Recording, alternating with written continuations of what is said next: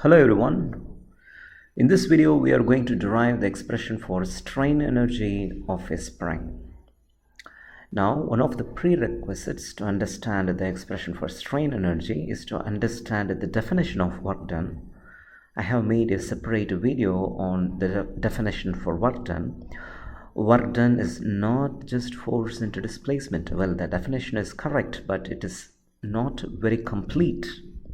The correct definition is work done is force into distance traveled by the object during the application of the force, or to be even more very precise, work done is force into distance traveled by the force itself. Slightly confusing, right? Well, we are going to demystify this. Now, there is a separate video that I have made on work done. I have given that link in the description. You can check it through at the privacy of your room at your leisure if you're not familiar with the definition of work done. Okay, now what is strain energy? When you load a spring, when you put a load on a spring, then some amount of energy is stored in the spring. Okay, whatever energy that you are using to stretch the spring is actually stored in the spring. And when you remove that load, it is that energy that makes the spring bounce back to its previous position. Okay, I think we are clear with the definition of what strain energy is. It is the energy that is stored in the spring upon the removal of the load.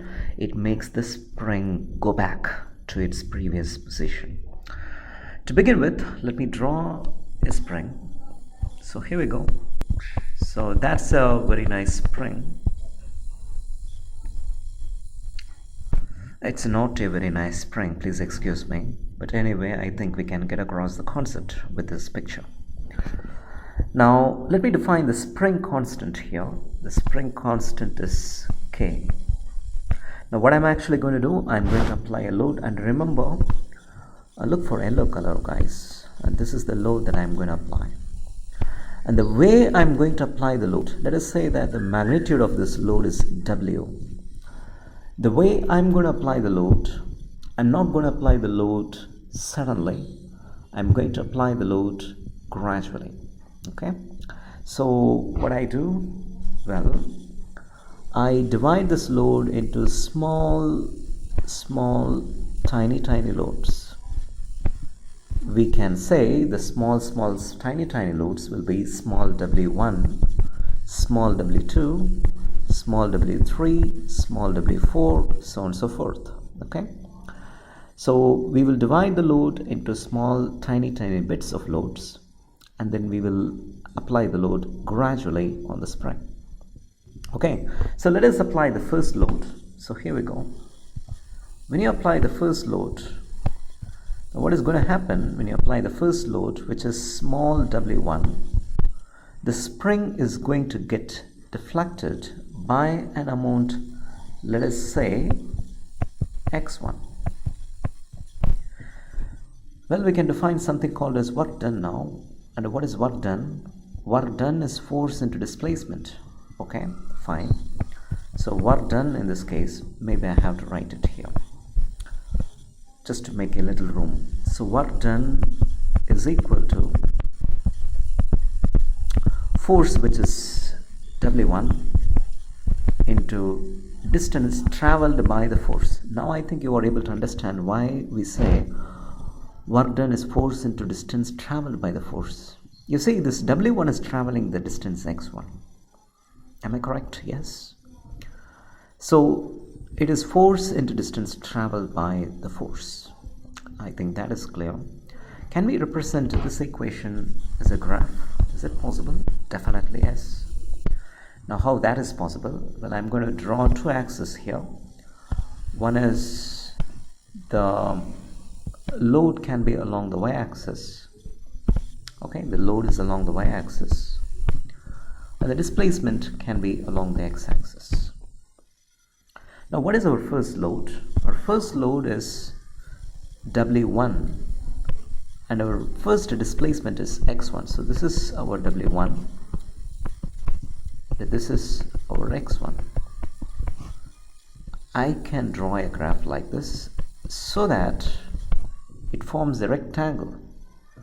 And what is the area of this rectangle, guys? The area of this rectangle is length into height, which is W1 into X1. Okay, that is clear. So that gives us the expression for work done. So either I can say work done is W1 into X1, or I can simply say, look, there is a shaded area. I have shaded that white in color. You compute the magnitude of the shaded area, that is also going to give you the value of work done. Okay, that is clear. Now I'm going to take my second bit of load. I'm going to load it. Okay, here we go. Second bit of load, which is going to be W2. And for this time, the distance traveled is X2. Well, I'm not representing that very clearly. I'm going to give you a very lame excuse for not representing that very clearly. Now, shall we define something called as work done now? Let us try. Maybe this is work done in the first case. Let us define what is work done in the second case. Work done in the second case is force into distance traveled by the force.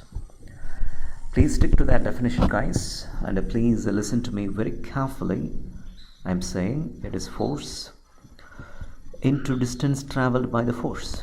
So distance traveled, I have no doubt, X2. But what is the force? You think only W2 is traveling X2? Or you think only W1 is traveling X2? No, both W1 and W2, they are going to travel a distance X2. That is why I said, please watch my video on work done to understand the definition for work done. It is force, which is both the forces, W1 and W2, they are traveling a distance X2. Can we represent this graphically? Definitely yes. So W1, maybe I can use, no, I will use the same color, W1 plus W2. So this is W2. W1 plus W2, both are traveling the distance. That's right, X2. Now you know where the story is heading. If I apply the third bit of load, which is W3, now this time work done, I'm going to be very quick and my handwriting is terrible. Work done is W1 plus W2 plus W3. All the three loads, this time they are traveling a distance X3. So the way I represent that is like this. Oh, I'll use white. I'll stay with white, stick to white. W1 plus W2 plus W3, all the three loads have traveled a distance X3. That's right. If I go on repeating this experiment, I'll be getting a bar graph with increasing height. Fine. Is there anything interesting? Definitely yes. And what is that thing that is interesting? Instead of telling all this formula, I can say work done is the shaded area, which is shaded white in color. I think I'm putting a highlighter here. I think that is visible, comes on the screen. So that is work done. Now why is that very important? Why do you think that is very important? We are going to see that in just a moment. Now let us move on to the next case where I decrease the value of load, very small bits of load that I am going to apply. It's not going to be some chunk of load, it's going to be very small pieces of load that I am going to apply. It's more an exercise for your imagination than the intellect. If I apply very small pieces of load, what do you think is going to happen to this graph? The same graph, what do you think is going to happen if I apply very small bits of load? Well, the load is very small, W1 is going to be very small, the displacement will also be very small. So this is our first load. And the second load, W1 plus W2, that's also very small, and the displacement, corresponding displacement will also be very small. Okay, that's so you are going to get a graph. You see, I have drawn red line first, then white line, then I am drawing a green line, right? W1 plus W2 plus W3, that gets displaced by a small distance x3. Then W1 plus W2 plus W4. So what I'm trying to say here is that you will get graphs of just increasing heights, because the bar will hardly be visible, you see, right? Well, if you are using a magnifying glass, definitely yes, it's going to be visible. But for all practicable and conducive purposes, and without incurring any serious error in mathematics, we can say you are going to get a graph of increasing height like this. So let me complete that graph. So you get graphs of increasing heights. Okay.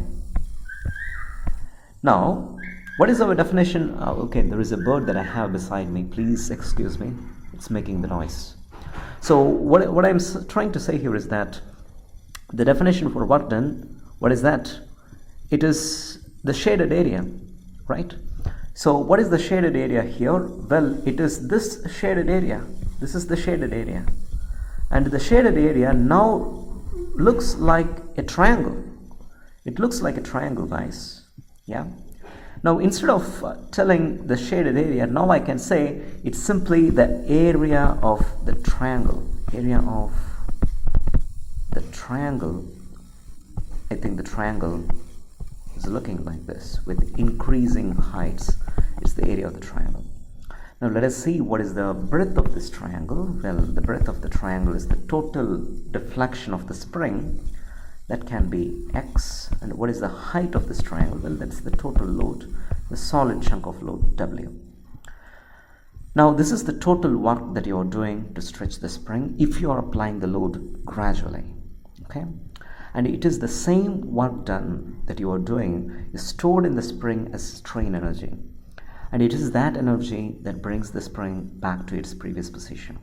Now the expression for work done, or now this time I have to use the word strain energy.